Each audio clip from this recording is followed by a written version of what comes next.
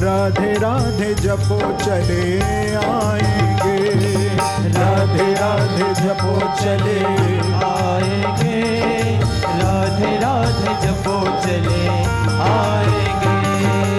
आएंगे बिहारी बनवारी गिरधारी, आएंगे बिहारी बनवारी गिरधारी, आएंगे बिहारी गिरधारी बनवारी, आएंगे बिहारी गिरधारी बनवारी।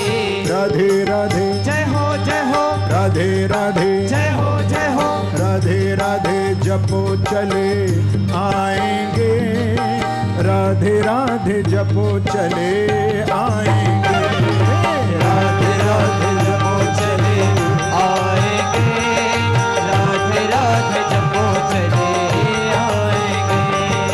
राधे राधे जपो चले आएंगे, राधे राधे जपो चले आएंगे, राधे राधे जपो चले आएंगे, राधे राधे जपो चले आएंगे। उनके भरोसे पे नैया को छोड़ दे, मन में विश्वास डोर ईश्वर से जोड़ दे। उनके भरोसे पे नैया को छोड़ दे, मन में विश्वास डोर ईश्वर से जोड़ दे।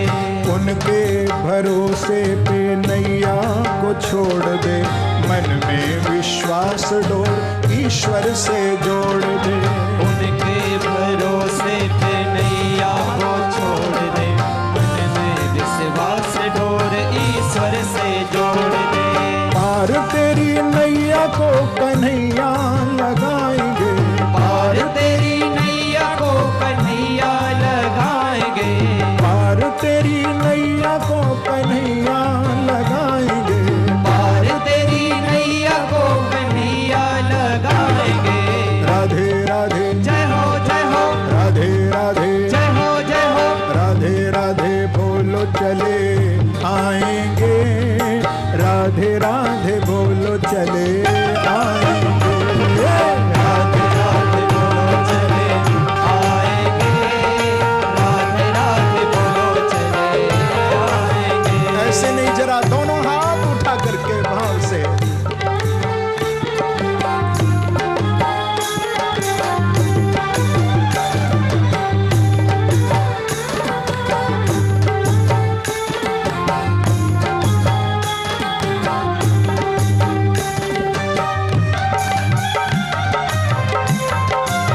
श्री बांके बिहारी लाल की जय हो, राधा रानी की जय हो।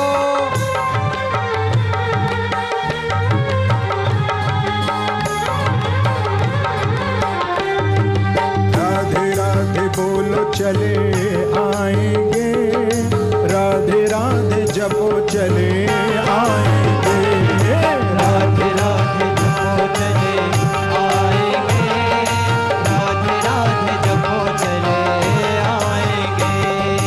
गम न करो कोई कहे पगला या बावरा, मन में विश्वास है मिल जाएगा सांवरा। कब न करो कोई कहे पगलाया बाबरा, मन में विश्वास है मिल जाएगा सांवरा। गम न करो कोई कहे पगला या बावरा, मन में विश्वास है मिल जाएगा सांवरा। कब न करो कोई कहे पगलाया बाबरा, मन में विश्वास है मिल जाएगा सांवरा।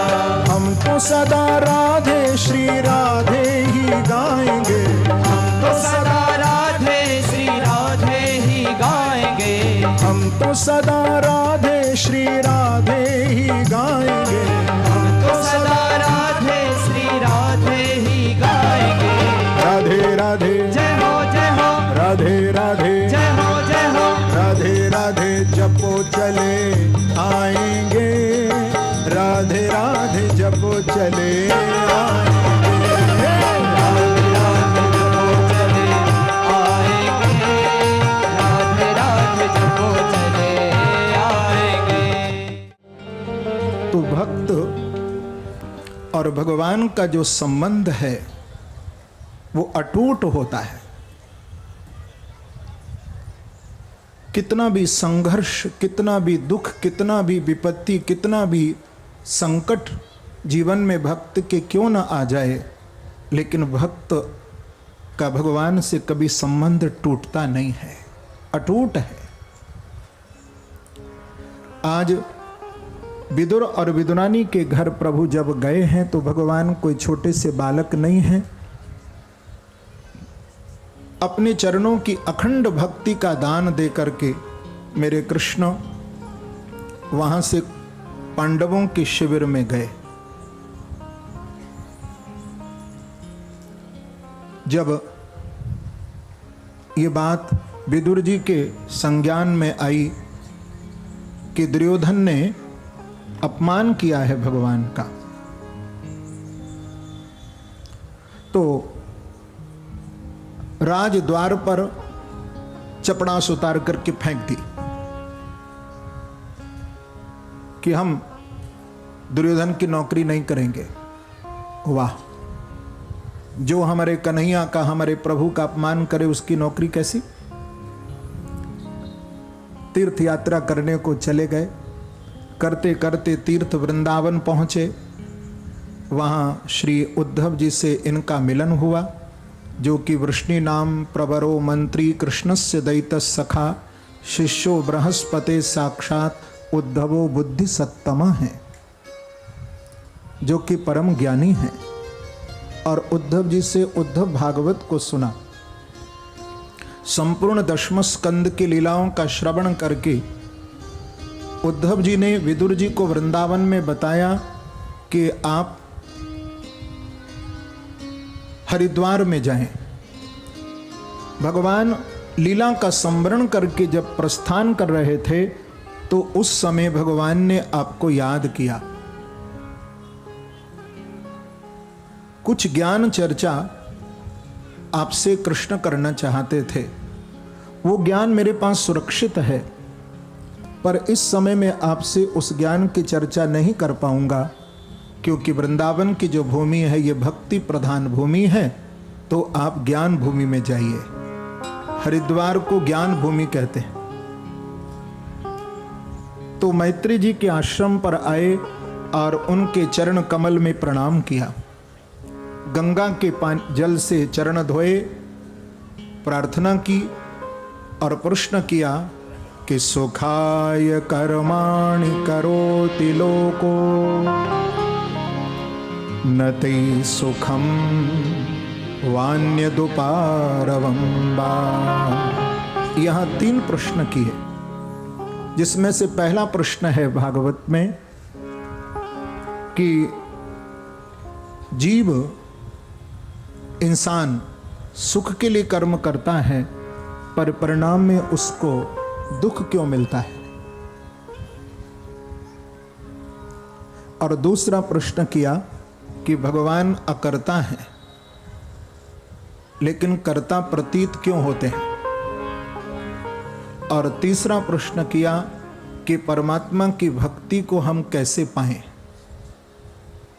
हमारे अंदर प्रभु की भक्ति कैसे जागृत हो। तो सबसे पहले थोड़ा सृष्टि का क्रम वर्णन भागवत में किया। बड़ी रोचक ये भी कथा है, क्योंकि भागवत में 3 जगह सृष्टि विषयक प्रश्न किए गए हैं।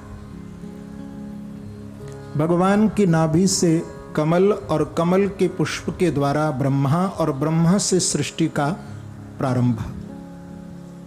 ये आपने पहले दिन सुना था कि भागवत का ज्ञान प्राप्त करने के बाद ही सृष्टि के कार्य में ब्रह्मा जी लगे थे,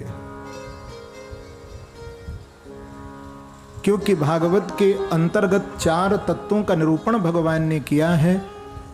ब्रह्म तत्व, माया तत्व और जग तत्व, आत्म तत्व, ये 4 तत्वों का निरूपण है।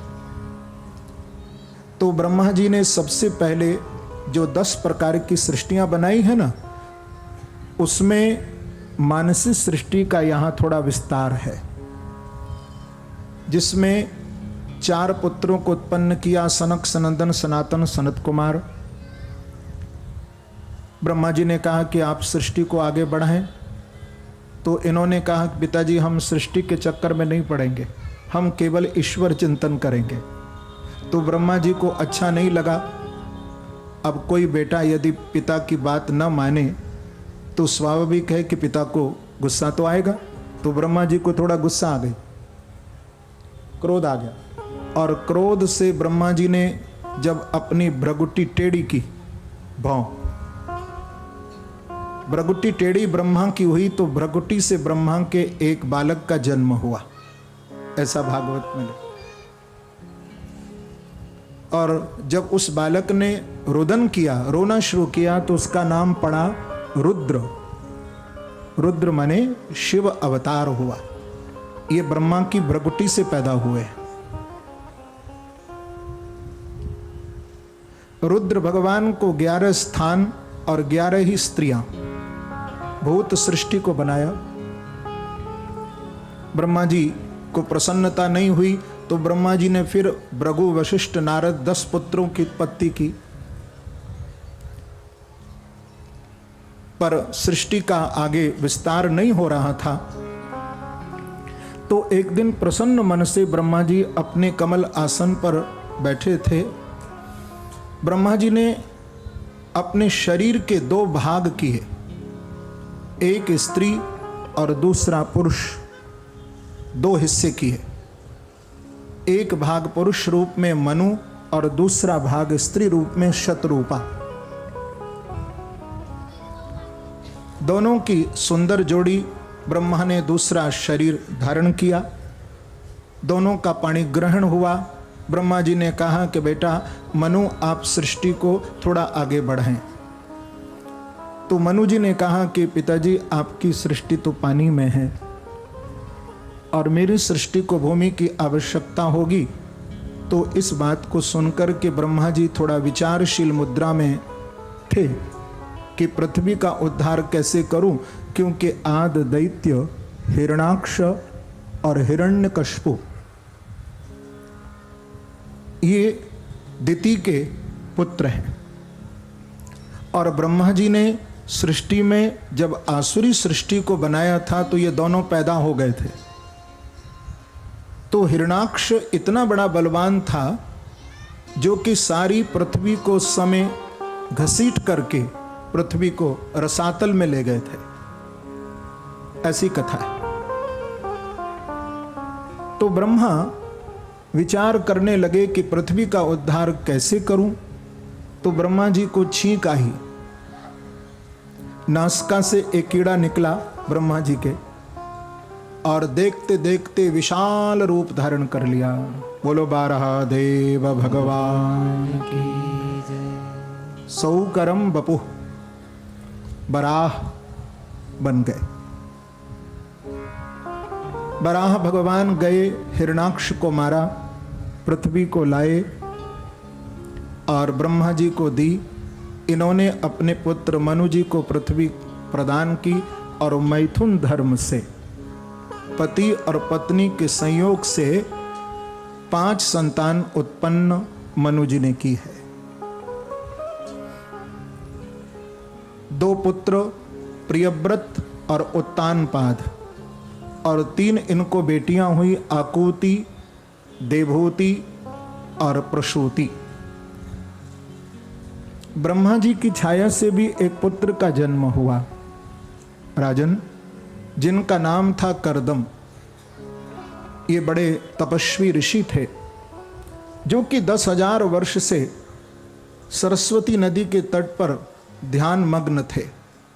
इनको प्रभु ने दर्शन दिया और दर्शन करके इन्होंने भगवान की स्तुति की है कि जुष्टम बताध्या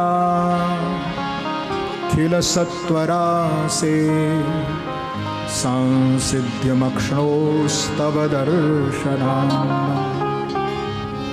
यद्दर्शनम जन्म विरीड साध्वी रासासते योगिनो रूढ़ योगा। भगवान को प्रणाम किया, स्तुति की है। करदम जी ने।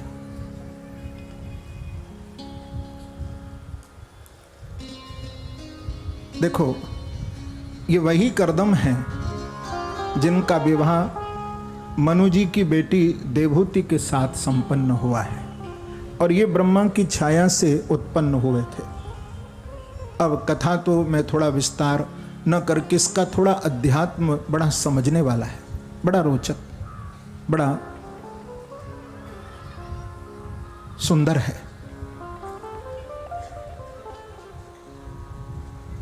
मनु और शत्रुपा कहते हैं, मनु माने मननशील व्यक्ति,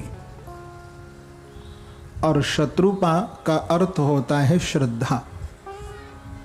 श्रद्धा से यदि साधक उपासक चिंतन और मनन जब करता है तो देवहूति प्राप्त होती है। देवहूति कहते हैं देव बुद्धि, जिस बुद्धि में भगवान हो, देव हो, उसे कहते हैं देवहूति। देवहूति का विवाह करदम जी के साथ हुआ। करदम माने हैं जो जितेंद्रिय, संयमी, उसको कहते हैं करदम। क्योंकि संयमी व्यक्ति की ही बुद्धि देव बुद्धि हो सकती है। संयमी व्यक्ति को ही देव बुद्धि प्राप्त होती है, देवहूति प्राप्त होती है। जब दोनों का संयोग हो जाता है, करदम और देवहूति, तो वहां पर नव कन्याओं का जन्म होता है। नव कन्या कहते हैं कि श्रवणम कीर्तनम विष्णो स्मरणम पादसेवनम अर्चनम वंदनम दास्यम सक्षमात्मनिवेदनम।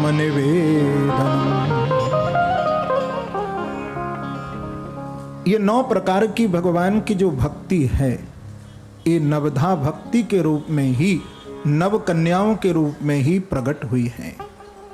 ये 9 प्रकार की भगवान की भक्ति है। श्रवण, कीर्तन, स्मरणम, पाद सेवनम, अर्चनम, वंदनम, दास्यम, सक्षम, आत्मनिवेदनम। और भक्ति के ही पेट में ज्ञान बैठा है। भक्ति के उदर से ज्ञान पैदा होता है, भागवत कहती। ये आपने प्रथम दिन में सुना था, क्योंकि स्वयं भक्ति भागवत में बोली है कि अहम भक्तिर्दीक्षाता इमौ मे तनयौ मतौ ज्ञान वैराग्य नामानौ कालयोगेन जर्जरौ। कहती है भक्ति कि मैं ज्ञान की और वैराग्य की जननी हूं, मां हूं। तो भक्ति के पेट से ज्ञान का जन्म होता है। तो करदम जी महाराज को भगवान ने कहा था कि आपके यहाँ नव कन्याओं का जन्म होगा। तो करदम जी ने भगवान को प्रार्थना की थी कि प्रभु एक पुत्र भी दे दो। भगवान कहते हैं कि जो नव कन्याओं को स्वीकार करता है, आज तो गर्भ में ही जांच करवा ली जाती है कि बेटा है या बेटी। यदि बेटी हो तो गर्भ में ही उसका गला घोट दिया जाता है। भैया कोई बेटा ही हमको निहाल नहीं कर सकता। आज तो हम समाज में भी देख रहे हैं कि बेटियां भी कितने कितने ऊंचे ऊंचे पदों पर हैं। ऐसा भेद, पक्षपात मत करो। बेटी को भी बेटा ही समझो, वो भी हमारा अंश है। भगवान को करदम जी महाराज ने जब कहा कि एक पुत्र दे दो, तो भगवान ने कहा कि जो कन्याओं को स्वीकार करता है और उसमें भी नव कन्या, माने कन्याधन को जो स्वीकार करता है, तो दशम रूप में भगवान कहते हैं मैं भी उसके यहां अवतार ले लेता हूं, मैं भी आ जाता हूं। देखो भगवान कह रहे हैं कि साहम स्वांस कलया त्वदवीरेण महामुने तव क्षेत्रे देवहूत्यां प्रणश्ये तत्तु संहिता। भगवान 10वें पुत्र के रूप में कपिल बनकर के देवहूति की मां देवहूति के गर्भ से पैदा हुए हैं। बोलो कपिल देव भगवान की जय। ये भगवान का ज्ञान अवतार है। 5 मंत्रों में अपने पिता को इन्होंने सन्यास की शिक्षा दी और पिता को सन्यास भेजा, लेकिन मां को इन्होंने सन्यास नहीं दिया। इंतजार करने लगे बिंद सरोवर पर कि कब मां की आसक्ति संसार से छूटे और मैं मां से कुछ ज्ञान चर्चा करूं। एक दिन देवहूति जी अपने पुत्र कपिल की शरण में आई हैं, ब्रह्म भाव से प्रार्थना कर रही है कि तम त्वागताहं शरणं शरण्यं स्ववृत्य संसार तरो कुठारं जिज्ञासयाहं प्रकृते पुरुषस्य नमामि सद्धर्म विदां वरिष्ठम्। भगवान के श्री चरणों में प्रणाम करके कहा कि कपिल आप तो साक्षात ज्ञान मूर्ति हैं। हे ज्ञान रूप कपिल, मैं आपको प्रणाम करती हूँ। शरणम प्रपद्ये, मैं आपकी शरण हूँ, आप मेरा मार्गदर्शन करें। तो भगवान ने अपनी माँ देवहूति को सबसे पहले सत्संग की महिमा बताई, सत्संग की आवश्यकता पर बल दिया। सताम प्रसंगान मम वीर संविदो भवन्ति हृत कर्ण रसायना कथा। भगवान ने कहा कि सत्संग भगवत कथा श्रद्धा रतिर भक्तिरनुक्रमश्यति। कितना बढ़िया भगवान ने स्पष्ट किया है कि कथा सुनने के बाद, कथा सुनकर के भगवान में हमारी श्रद्धा होती है, श्रद्धा, और वही श्रद्धा रति को जन्म देती है। मैंने कल निवेदन किया था कि भगवान में जो हमारा प्रेम है उसको कहते हैं रति। श्रद्धा रतिर भक्ति रनुक्रमश्यति। कथा श्रद्धा देती है और श्रद्धा रति को जन्म देती है, और वही रति भगवत प्रेम हमारे अंदर भक्ति को प्रकट कर देती है। श्रद्धा रतिर भक्तिरनुक्रमश्यति। क्रमशः ऐसा भागवत में बताया है कि हमें भक्ति मिलती है प्रभु की। देवहूति ने कहा कि हे कपिल, आपकी भक्ति कितने प्रकार की है। तो भगवान ने यहाँ पर कहा कि गुण और स्वभाव से जीव मेरी भक्ति करता है। मेरी भक्ति तो अनंत अनंत रूप में है, लेकिन 3 प्रकार की भक्ति का यहाँ विवेचन किया है। सात्विकी भक्ति, राजसी भक्ति और तामसी भक्ति। क्योंकि 3 गुणों से हम घिरे हुए हैं। कभी रजोगुण किसी के अंदर अधिक होता है, तो किसी के अंदर सतोगुण होता है, किसी में तमोगुण भी होता है। हा? तो गुणों के आधार पर भक्ति भी होती है। देखो, सात्विक भक्ति का स्वरूप है जिसमें एकांत में भक्त शांतिपूर्वक प्रभु का ध्यान करता है, नाम जप करता है, नाम निष्ठ नाम में उसकी निष्ठा होती है। लेकिन जो राजसी भक्ति है उसमें थोड़ा सा पाखंड भी आ जाता है, दिखावा, आडंबर। लेकिन जो तामसी भक्ति है उसमें क्या होता है, भगवान की भक्ति तो की, लेकिन उस भक्ति में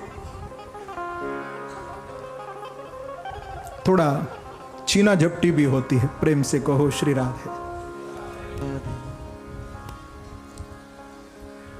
भक्ति करके दूसरों के साथ हम चीटिंग की भी बात करते हैं, वो तमोगुणी भगवान की भक्ति है। लेकिन सबसे श्रेष्ठ जो भक्ति है वो भगवान की सात्विक भक्ति है। एकांत में बैठ करके बिना किसी स्वार्थ के, बिना किसी आडंबर के हम एकांत में, क्योंकि कथा सत्संग हमको यही तो समझाता है, हम एकांत में प्रभु से अपनी लौ लगाएं, उनसे हम जुड़ें, सच्चे अर्थों में अपने हृदय में प्रभु को बिठाएं। ये सात्विकी भक्ति है जो हमें शांति देती है, मन को प्रसन्नता देती है। भगवान कहते हैं कि मैया मैं मांगने से मुक्ति जल्दी दे देता हूं परंतु भक्ति नहीं देता, क्योंकि जिसको मैं भक्ति चरणों की प्रदान करता हूं तो मैं भक्त के बंधन में बंध जाता हूं, क्योंकि भक्त होता है आगे और मैं उसके पीछे पीछे चलता हूं। और जिसको मुक्ति देता हूं तो भगवान कहते मैं आगे होता हूं और वो जी मेरे पीछे होता है। लेकिन जो मेरी भक्ति करता है, क्योंकि भक्ति कृपा साध्य है, तो मैं अपने भक्त के भक्ति रूपी डोरी में, सूत्र में बंध जाता हूं। अहम भक्त पराधीन, मैं बंध जाता हूं। भक्ति भगवान को बांध लेती है, बांध लेती है। कैसे? जैसे एक पतिव्रता नारी अपनी सेवा से, अपने श्रेष्ठ विचार से पति को बस में कर लेती है, इसी प्रकार से भक्त भी अपनी सेवा, नाम निष्ठा से भगवान को बस में कर लेता है, बस में कर लेता है। तो भगवान से देखो, मांगो कभी तो मुक्ति मत मांगना, क्योंकि भक्ति भी मुक्ति दे देती है। मांगो प्रभु से तो भक्ति मांगो। और जो भगवान की भक्ति करते हैं, मैं एक दृष्टांत दिया करता हूं कि एक फकीर थे, कोई बहुत भक्त, बहुत दानशील, जिनको भगवान का साक्षात्कार होता रहता था। इतना दान, इतना पुण्य कर्म किए कि अपना सारा दौलत दान कर दी, लुटा दिया।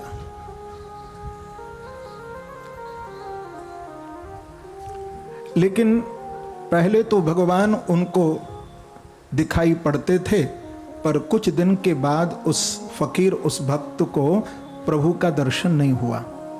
तो एक दिन उसने भगवान को शिकायत की,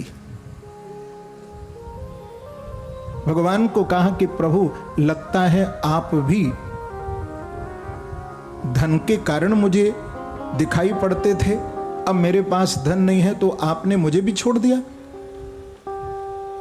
तो भगवान ने कहा कि पगले, ये बात तू कैसे कह रहा है कि मैंने तुझे छोड़ दिया? बोले, जब मैं चलता था, जब मेरे पास बहुत पैसा था और मैं जब चलता था तो मुझे ऐसा लगता था कि आप मेरे साथ चल रहे हैं। हमेशा मुझे ऐसी अनुभूति बनी रहती थी कि मेरे साथ आप हैं। भगवान ने कहा, ये बात तू कैसे कह रहा है? बोले, मुझे जमीन पर, पृथ्वी पर 4 पैरों के चिन्ह दिखाई देते थे, मुझे मालूम हो जाता था, क्योंकि 2 मेरे पाँव के चिन्ह और 2 आपके, मुझे लगता था कि मेरे साथ कोई चल रहा है, मुझे प्रत्यक्ष अनुभव होता था। लेकिन कुछ दिन से जब से मेरा पैसा गया तो आपने भी मुझे छोड़ दिया, अब मुझे केवल 2 ही पाँव के चिन्ह दिखाई देते हैं। भगवान ने कहा, अरे पगले, ये बात ठीक है कि जब तेरे पास धन था तो मैं तेरे बाजू में चलता था, तेरे बगल में चलता था, हाँ, लेकिन जब से धन तेरा गया, ये 2 पैरों के जो चिन्ह तुझे दिखाई दे रहे हैं, ये तेरे पाँव के चिन्ह नहीं हैं। पहले तो मैं तेरे बगल में चलता था, अब मैं तुझे अपनी पीठ पर बिठा करके लेकर के चलता हूं। ये पाँव के चिन्ह तेरे नहीं हैं, ये मेरे पाँव के चिन्ह हैं। भक्ति, भगवत प्रेम भगवान को बांध लेता है। इसलिए भगवान से निस्वार्थ प्रेम करो। भगवान से प्रेम के बदले में भगवान से प्रेम मांगो तो सब कुछ मिल जाएगा।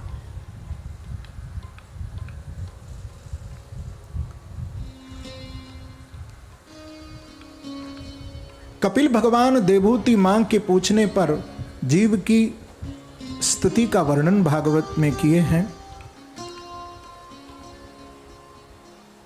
जब भक्ति की महिमा भगवान बताने लगे तो देवहूति ने कहा कि आपकी इतना श्रेष्ठ भक्ति है तो संसार में जीव आपका बहुत भजन करता होगा।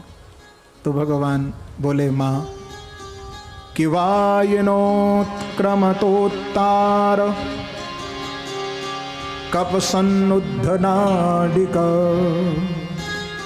कास श्वास कृतायास कंठे घुरघुरायते। कहते हैं कि माँ, जैसे जैसे आयु बढ़ती है वैसे वैसे आसक्ति मोह भी बढ़ता है,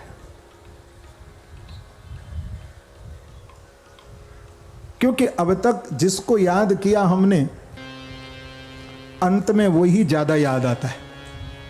जैसा अभ्यास बना लिया हमने, संसार को याद करने का अभ्यास है, तो अंत में भी संसार की बातें, संसार की चर्चाएं अच्छी लगती हैं, भगवत चर्चा अच्छी नहीं लगती, क्योंकि अभ्यास वैसा ही बना हुआ है। तो भगवान कहते हैं कि देखो, वायनोत्क्रमतोत्तार, अंतिम स्थिति का भागवत में वर्णन करते हुए भगवान ने बताया कि शरीर में कफ का जोर बढ़ जाता है, नाड़ी की गति रुक रुक करके चलने लगती है, और कंठ भी घुरघुराने लगता है, कंठे घुरघुरायते। ऐसी स्थिति में भी ये संसार को ही याद, संसार का ही चिंतन करता है। अंत में यमराज के 2 दूत पकड़ने के लिए आते हैं। स्थूल शरीर तो अग्नि में डाल दिया जाता है और सूक्ष्म शरीर यहां से यमलोक में जाता है, ऐसा लिखा है भागवत। और 99,000 योजन इस जीव को रास्ता तय करना पड़ता है। भूख लगती है, भोजन मांगता है, प्यास लगती है, जब पानी मांगता है ये जीव तो इसे कोड़े मारते हैं, बहुत तकलीफ होती है।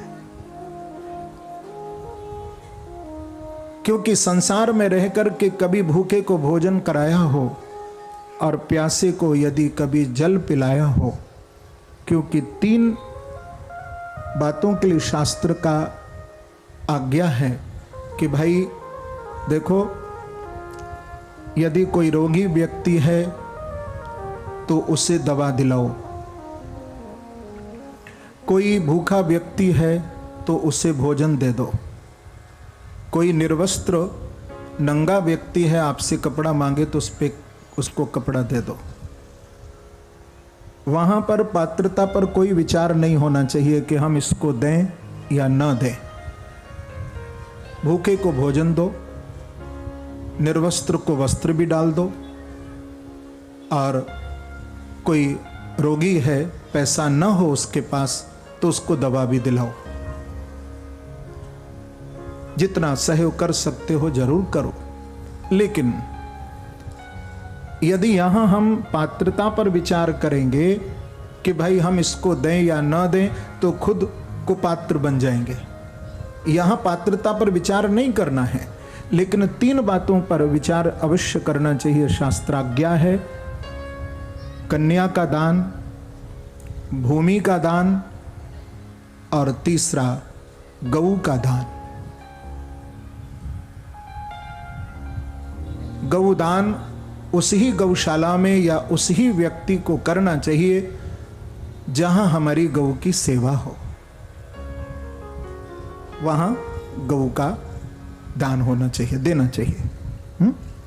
जहां गौ रक्षा हो, गौ सेवा हो, और उस घर में ही बेटी, क्योंकि बर और घर ब्याह के समय दोनों ही देखना चाहिए, उस पर भी पात्रता पर विचार हो। और तीसरी बात कही है भूमि। कहीं मंदिर या कहीं कोई धर्मशाला, कोई हॉस्पिटल जो कि समाज की सेवा के लिए निर्मित हो रहा हो, समाज के कल्याण के लिए निर्मित हो रहा हो। आप लोग तो बड़े भाग्यशाली हो, सूरत के भक्तों। अब तक तो मेरे खाटू नरेश खाटू में ही विराजित थे, न जाने कहां कहां आपका आसन लगा, लेकिन अब तो आपके सूरत में भी उनका आसन विराजमान होने जा रहा है।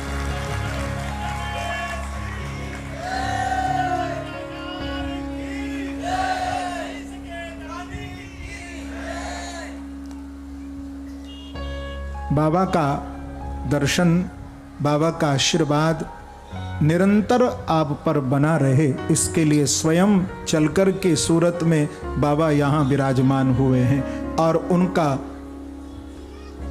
कितना सुंदर मंदिर का निर्माण हो रहा है। बंधुओं, ऐसे सुअवसर बहुत कम आते हैं। मैं कहाँ करता हूँ कि हम दान तो करते हैं, सहयोग तो कहीं करते हैं, लेकिन जहां हमको देना चाहिए कभी कभी वहां हम नहीं दे पाते। जहां आवश्यकता है वहां हम हाथ बीच लेते हैं, और जहां न देने की कोई आवश्यकता है वहां हम दे देते हैं। शास्त्र में तो लिखा है कि सतपात्र दानांच भवेद धनाढ्यो। यदि सत्कार्य में और सतपात्र को, अच्छे कार्य में हम यदि दान करेंगे, तो दान करने से हमारा धन वृद्धि को प्राप्त होता है, हमारा धन और बढ़ता है। इसलिए मैं तो कहूँगा व्यास गद्दी से आप सब सुधी श्रोता जनों को व्यास गद्दी से इस बात की मैं अपील भी करूँगा। मैं कभी अपने लिए नहीं मांगता, न मैंने कभी कहा, लेकिन मैं कहीं सत्कार्य ऐसा हो रहा हो तो मैं अवश्य कहता हूँ, अवश्य बोलता हूँ कि यहाँ कितना सुंदर भव्य और दिव्य मंदिर बाबा का निर्मित हो रहा है। मैंने जब देखा, मैं एयरपोर्ट से जब प्रथम दिन आया तो मंदिर देख कर के मन मेरा बहुत गदगद हो गया। कितना सुंदर है।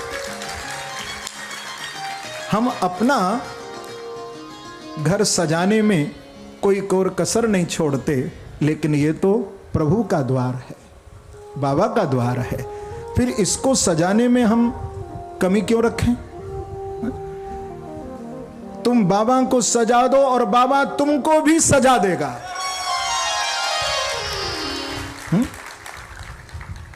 दिल खोल करके सहयोग दान करना। इतना सुंदर स्थान बने, इतना सुंदर स्थान बने कि मुझे खबर मिले यदि वृंदावन में, तो भले ही मैं कथा करने न आऊं, लेकिन मैं भी ये सुनकर के कि बड़ा सुंदर मंदिर बनाए तो मेरे भी पांव न रुके, मैं भी दर्शन करने तो आ ही जाऊं।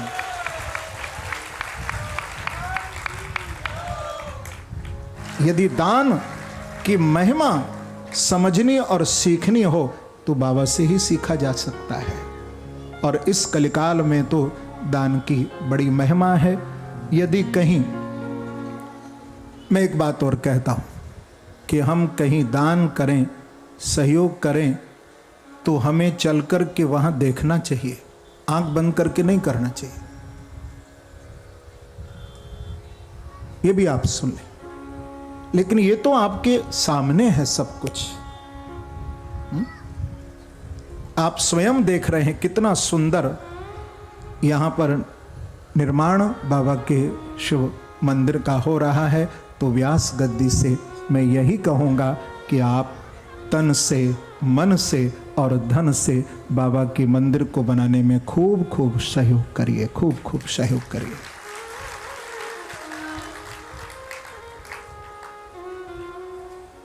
तो कहीं मंदिर बन रहा हो, कहीं हॉस्पिटल बन रहा हो, कहीं गौशाला का निर्माण हो रहा हो, गौ सेवा हो रही हो, ये सब पवित्र कार्य हैं, शुभ कार्य हैं।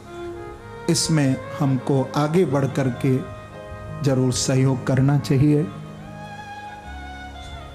आज कपिल भगवान भी अपनी माँ को भागवत में बताए कि माँ, ये जीव जब यमलोक में जाता है, यदि संसार से पाप कर्म करके आता है तो नरक, और पुण्य करके आता है तो उसे स्वर्ग सुख मिलता है। बोले हे कपिल, ये संसार में जीव आता कैसे है, थोड़ा मुझे बताओ। तो भगवान ने कहा कि कर्मणा दैव नेत्रेण जंतुर्देहोपपत्ते स्त्रिया प्रविष्ट उदरम पुंसोरेत कणाश्रयः।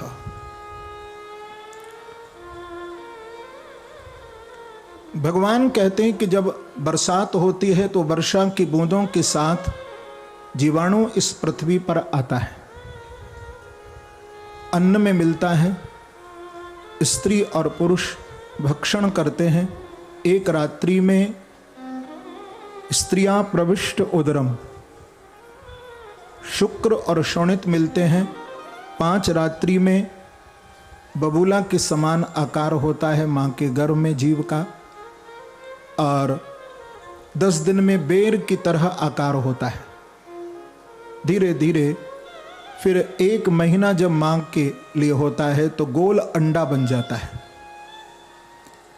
पहले महीने में जीव का सिर निकलता है, दूसरे महीने में मां के गर्भ में हाथ और पैर निर्मित होते हैं, तीसरे महीने में लिंग निश्चित होता है, लड़का है या लड़की, ये तीसरे महीने में निश्चित होता है।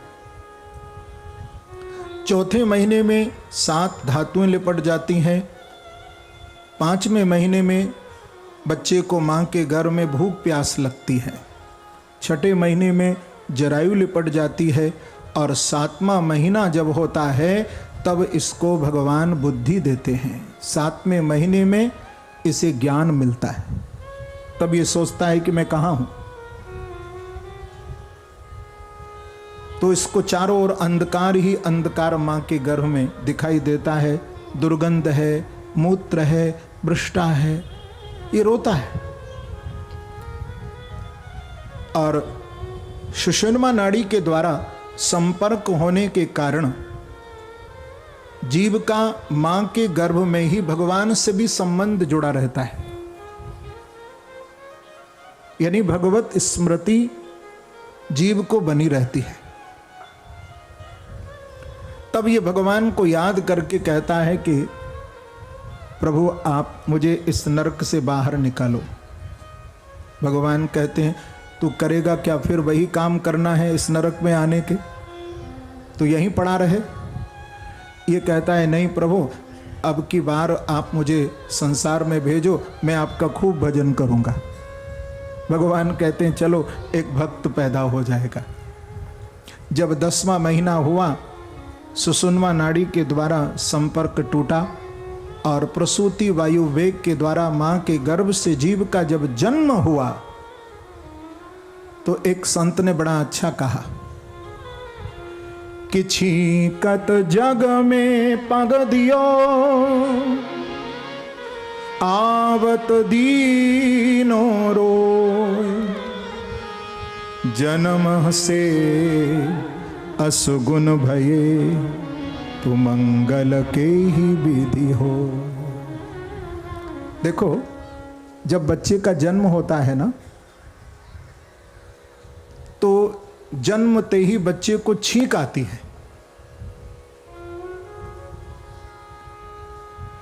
पहले दाइयां माइयां जो घर में बच्चा जनाती थी ना, तो बच्चे को छींक दिलवाती थी। आज नर्स भी छींक दिलवाती है, ये स्वर खोलने के लिए बच्चे के छींक दिलवाई जाती है। अब आप सोचो, घर से यदि किसी काम के लिए आप निकलें और छींक हो जाए तो लोग क्या कहते हैं? ले, अपशगुन हो गए, अच्छे जा रहे थे, छींक हो गई। अब आपको जाना हो, फ्लाइट हो, जरूरी कोई कार्य हो, ट्रेन हो, कोई व्यापारिक कार्य हो, कहीं मीटिंग आपकी फिक्स हो, यदि आप न जाएं तो करोड़ों का नुकसान हो जाए, तो आपको जाना तो पड़ेगा ना। वहाँ आप क्या करेंगे? तो भागवत में लिखा है कि यदि कोई अपशगुन हो जाए तो उसके दोष की निवृत्ति के लिए आप घर से निकलते हुए 3 बार कह दीजिए, हरये नमः, हरये नमः, हरये नमः। कि मंगल भवन अमंगल हारी, द्रवहु सुदशरथ अजिर। सारे अमंगलों को दूर करने में यदि कोई सामर्थ्य रखता है तो केवल भगवान का नाम है।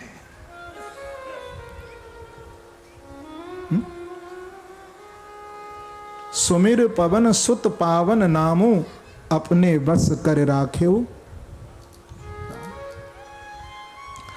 और तो और क्या, भाय को भाय अनख आलसहु, नाम जपत मंगल दिश दसहु।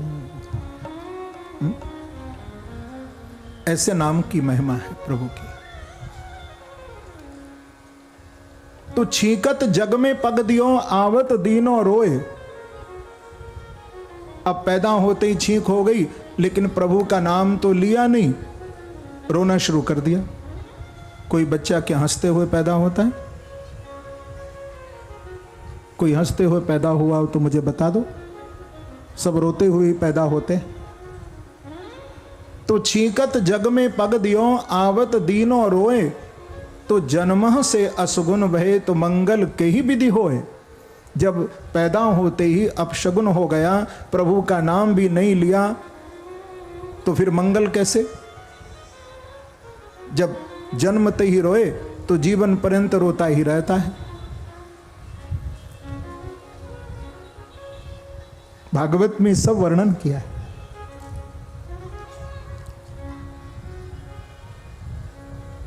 जब छोटा बच्चा होता है और शरीर में कीड़े काटते हैं, कोई दर्द है, तो माँ से तो नहीं कह सकता है। माँ ने अभी बच्चे को दूध पिलाया, पर बच्चा फिर भी रो रहा है।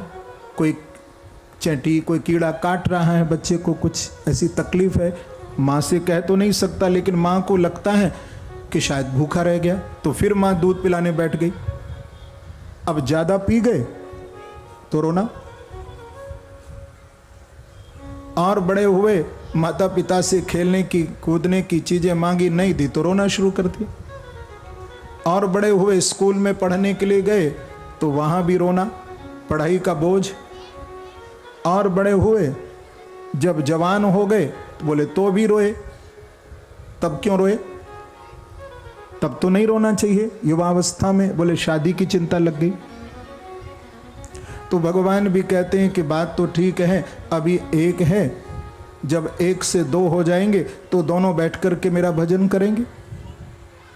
भगवान ने कृपा कर दी, शादी हो गई। पर शादी के बाद तो पूरा ही पशु बन गया। शादी से पहले थोड़ा बहुत भगवान का भजन करता था, लेकिन शादी के बाद तो पूरा ही पशु हो गया। जरा विचार आप करें आपके और हमारे कितने पांव हैं? कितने हैं? 4 तो नहीं है, 2 हैं। लेकिन शादी से पहले तो 2 पांव थे और शादी होने के बाद 4 पांव हो गए, 2 अपने और 2 घरवाली के। तो शादी से पहले तो मानव था, लेकिन शादी के बाद तो जानवर ही बन गया, 2 पांव अपने और 2 घरवाली के।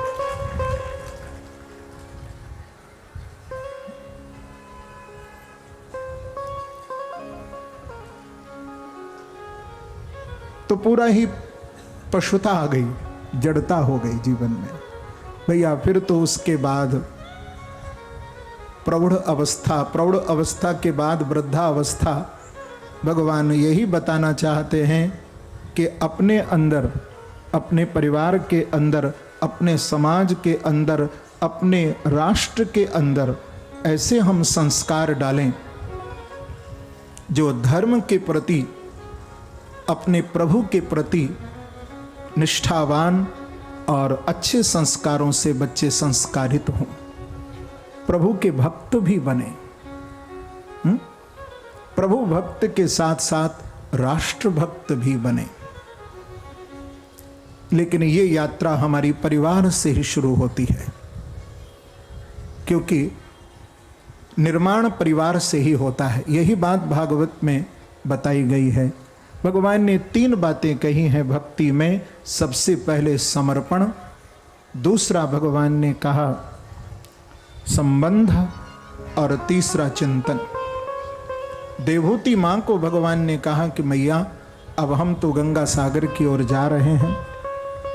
तो मां को से पूजा करा करके प्रभु गंगा सागर की ओर प्रस्थान किए। इधर देवहूति जी ध्यान में बैठी और ध्यान में देवहूति ने अपने शरीर का त्याग किया।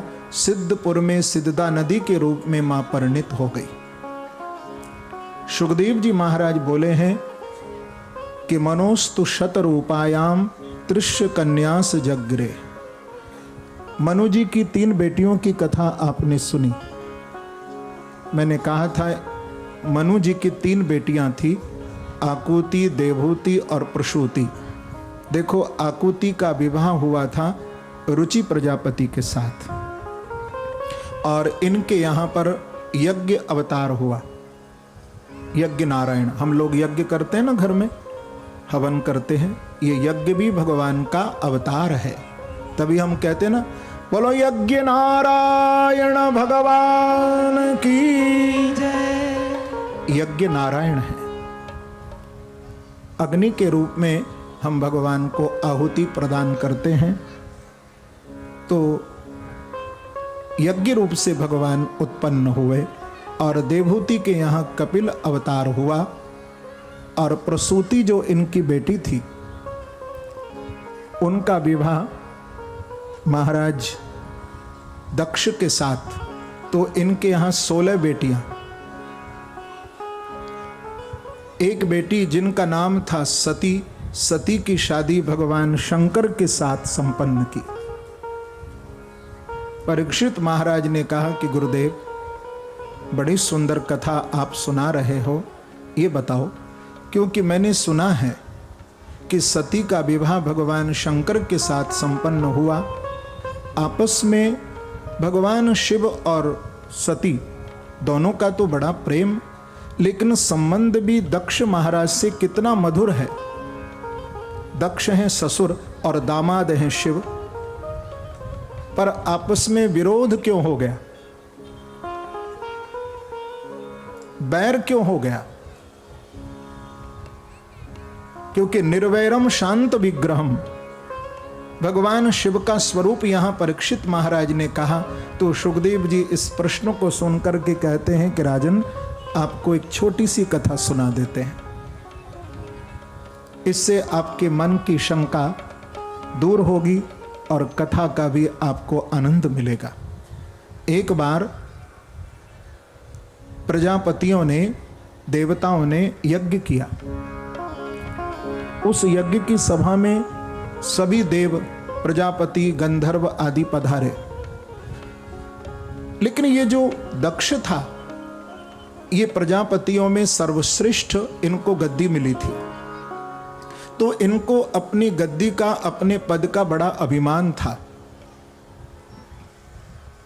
ये किसी भी यज्ञ में जब जाता तो सबसे अंत में, इनके अंदर सम्मान की भूख थी कि मैं अंत में जाऊंगा तो सब उठ करके मुझे सम्मान देंगे, क्योंकि मैं प्रजापति हूं और प्रजापतियों में मेरा सबसे ऊंचा आसन है। तो सबसे अंत में उस सभा में जब गए तो सब उठकर के दक्ष प्रजापति को प्रणाम करने लगे। दो नहीं उठे, भगवान शंकर और दूसरे ब्रह्मा।